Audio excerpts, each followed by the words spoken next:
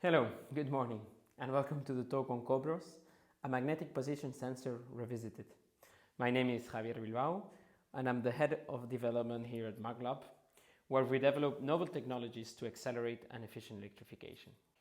So the question I would like to start introducing is how a position sensor can accelerate an efficient electrification.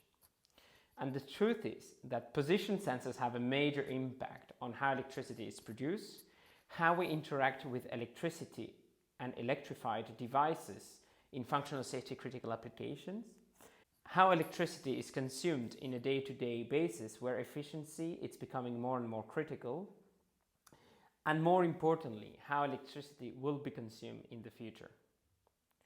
Therefore, providing a flexible framework to increase the sensor system safety and accuracy is a major key step in order to accelerate an efficient electrification and being able to provide platform designs for future developments in a safety and accurate manner. So you might be asking, how can we do this? If we look to existing position systems, two major technologies or topologies arise. Either a central sensor decodes the position, requiring an additional magnet and space, or discrete systems of sensors measure the pole pairs of the motor, for example, requiring custom electronics and design. Both systems typically output either quadrature or three-phase-like signals as shown here. So you might be asking, how can we do this?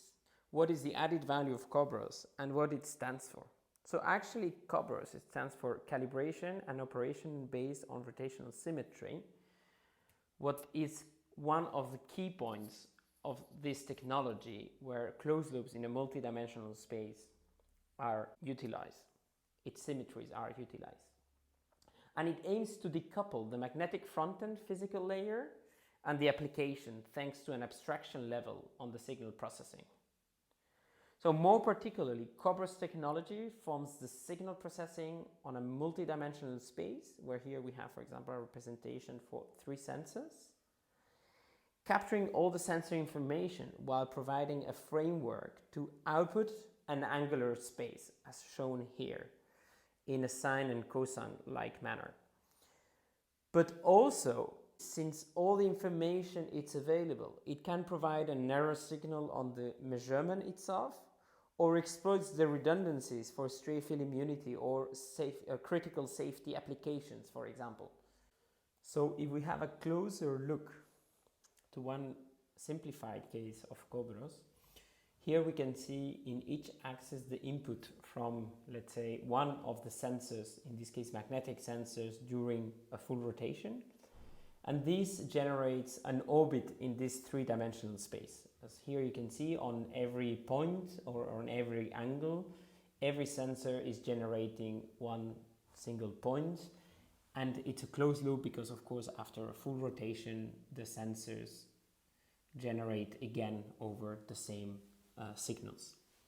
The only condition for this to work is that the orbit in this multidimensional space does not cross itself, which can be basically performed by having enough sensors in order to reduce this ambiguity.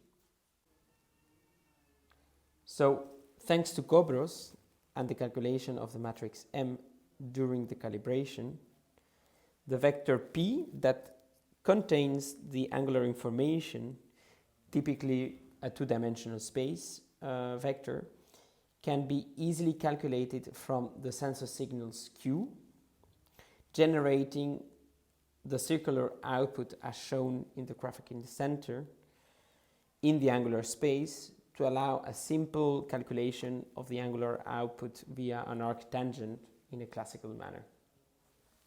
But where it becomes interesting is on the angular error signal. So COBROS in this multidimensional space can find an orthogonal space to the angular space where, for example, this redundancy or this extra information can be extracted, for example, to get an angular error signal.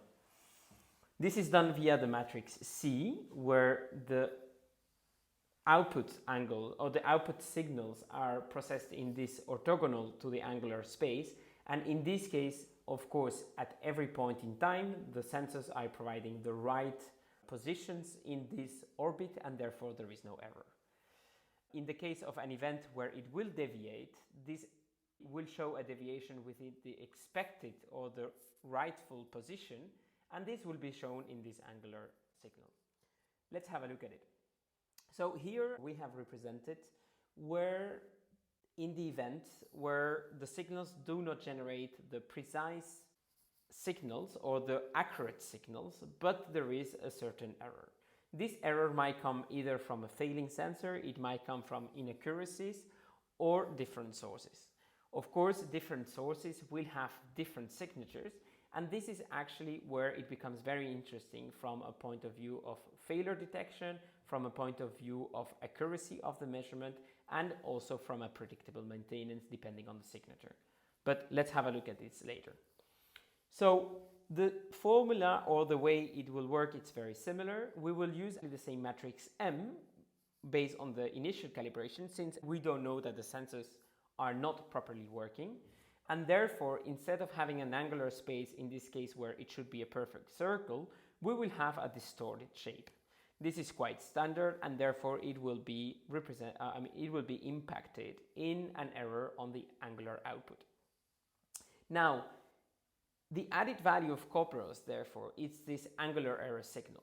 In this case, because we have the extra information available, because we don't reduce the information while doing the signal processing, but simply we account for all the information available from the sensors, we can output this angular error. And as you can see here, the angular error actually is not zero anymore, and this is actually real data from what you are seeing here, but actually it bounced back.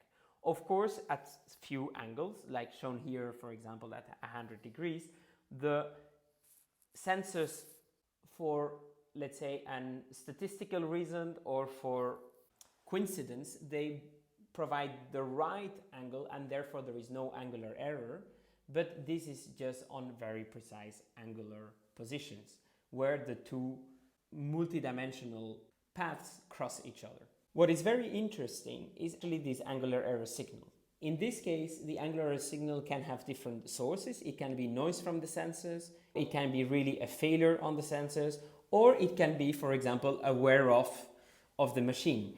And the signature of this angular error signal will allow us to predict and evaluate not only the quality of the measurement, but also the state of the machine or the device that we want to measure. If we have a look at the hardware implementation of the solution in order to demonstrate the functional safety and failure detection mechanism, we can see that we have a discrete sensor implementation of 3 sensors, each measuring up to 3 axes, therefore generating a total of 9 signals. The sensors themselves are being mounted on an XY table in order to mimic off-axis displacements of the sensor, similar to what we can see on the field with wear-off. The system is controlled by a stepper motor with an optical encoder to provide an accurate reference angle. And furthermore, the setup has an automatic calibration procedure for Cobras, currently only require up to 8 seconds, and where the actual current limitation is the mechanical damping required between measurements in order to achieve the right stability of the system. The existing Cobras technology allows to the impressive angular accuracy below 0.1 degrees and a resolution of 14 bits. This all at different sensor locations and with different sensor numbers. So not in all measurements the full 9 signals were used, but also up to 3, 5 and 9 signals were used. What is well below the individual signals accuracy and clearly shows Cobras' flexibility and ability to cope with the system imperfections. In order to show Cobras' capability to detect sensor failures and system deviation, here on the right plot we have temporarily displaced the sensors in the gray area by 10 micrometers.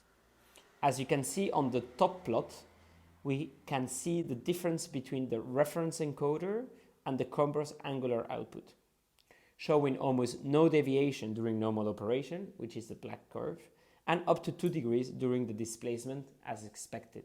since Cobros is able to detect such a displacement but not to correct for. But what is really interesting is the plot on the bottom, where the self-error estimation of Cobros is showing the same behavior thanks to the full usage of the information of the sensor signals. And this allows to the user of Cobras to know the validity of the output angle without having a secondary system or a reference angle. So, in conclusion, it has been proven that Cobras can exploit all the information available in the sensor signals and therefore providing an accurate and robust position output with a quantitative self-error capabilities.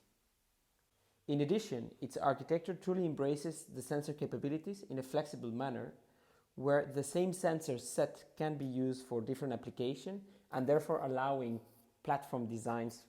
Furthermore, Cobras certainly fits existing architectures by enhancing their accuracy and increasing their self-test capabilities. So in conclusion, Cobras fits any new or existing sensor architecture aiming at high accuracy and or safety levels and allows low-cost implementation which is required for future applications. Thank you very much for listening, and we are very happy to further discuss this with you.